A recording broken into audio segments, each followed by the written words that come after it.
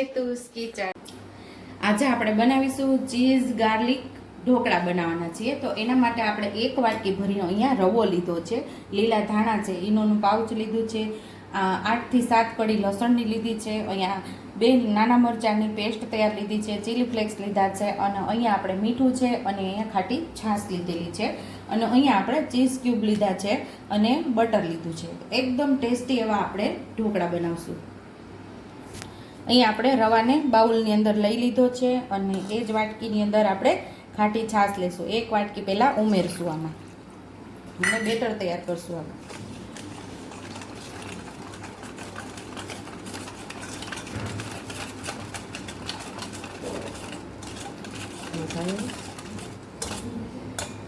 અહીંયા આપણે 1 વાટકી રવો અને 1 વાટકી ખાટી છાશ ઉમેરી અને બેટર તૈયાર કરેલું છે. હવે આપણે આ બેટરને 15 મિનિટ રેસ્ટ થવા દેશું. અહીંયા આપણું બેટર રેસ્ટ કરી લીધું છે. હવે આપણે જોઈ લઈશું. અહીંયા આપણે થોડું બેટર ઘાટું થઈ ગયું છે, એટલે થોડી છાશ અથવા તો અહીંયા પાણી તમે ઉમેરી શકો છો.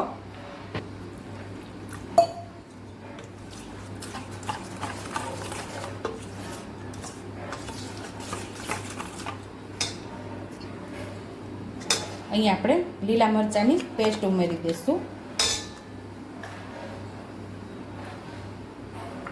સ્વાદ મુજબ આપણે મીઠું ઉમેરશું. થોડા લીલા ધાણા ઉમેરશું. 1 ચમચી જેટલું તેલ ઉમેરશું. સરસ આપણે મિક્સ કરી લઈશું. એક જ દિશામાં આપણે મિક્સ કરશું.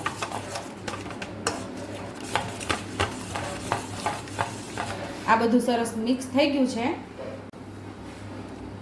અડધા ઈનાનું પાઉચ ઉમેરી દેવાનું છે. અહીંયા આખો ઈનો નથી ઉમેરવાનો, આખા ઈનાનું પાઉચ નથી ઉમેરવાનું, અડધું જ પાઉચ આપણે અહીંયા ઉમેરશું. એની ઉપર આપણે લીંબુ ઉમેરી દઈશું.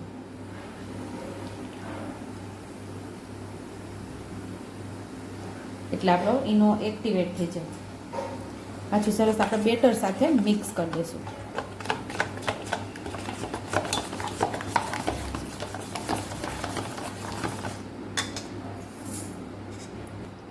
બેટર આપણે બહુ થીક પણ નહીં ને બહુ પાતળું પણ નહીં, એવું આપણે બેટર તૈયાર કરવાનું. અને અહીંયા આપણે થાળીમાં ગ્રીસ કરીને રાખી દીધું છે, અને બેટરને આપણે ઉમેરી દઈશું આમાં.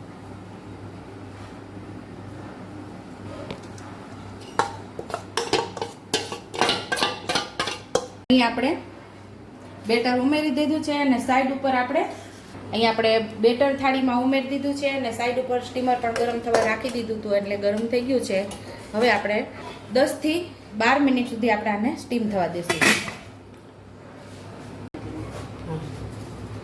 અહીંયા આપણે 10 મિનિટ થઈ ગઈ છે, સ્ટીમ થાય છે આપણા ઢોકળા. તો ખોલીને આપણે જોઈ લેશું.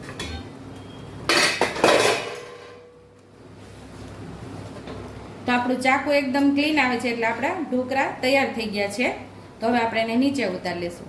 આપણે ખમણી ઉપર થોડું તેલ લગાવી દઈશું, એટલે ચીઝ અહીંયા ચોટે ને ઉપરથી આપણે ચીઝ ઉમેરી દઈશું.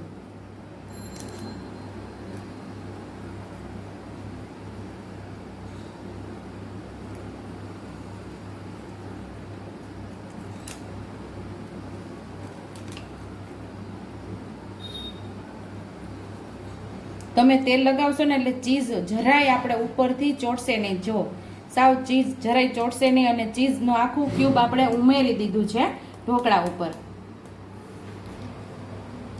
અહીંયા આપણે બટર ઉમેરી દેવાનું છે. અહીંયા આપણે માખણ ઉમેરી દીધું છે,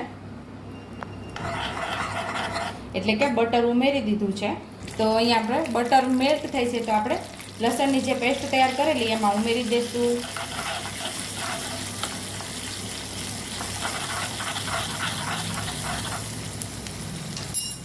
ચીલી ફ્લેક્સ પણ ઉમેરી દઈશું.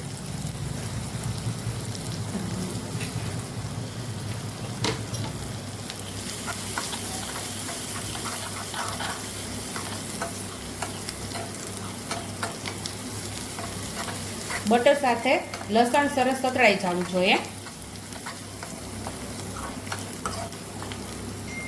તો અહીંયા આપણું લસણ મસ્ત એવું સતળાઈ ગયું છે.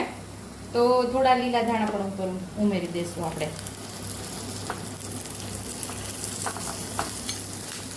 અહીંયા આપણે વઘારને ઉમેરી દઈશું. વઘાર આપણે સ્પ્રેડ કરી લઈશું.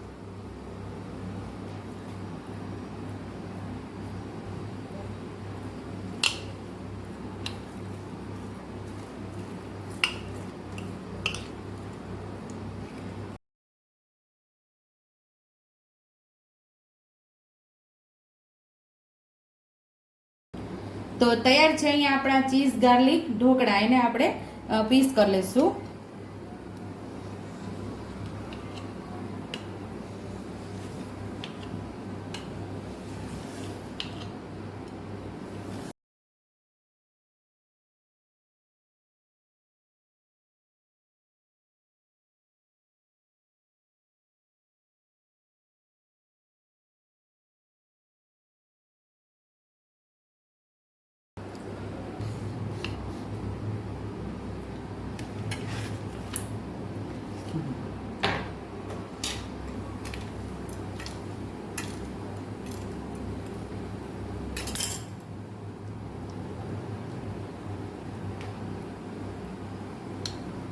Super tasty cheese garlic dhokla આપણા તૈયાર છે.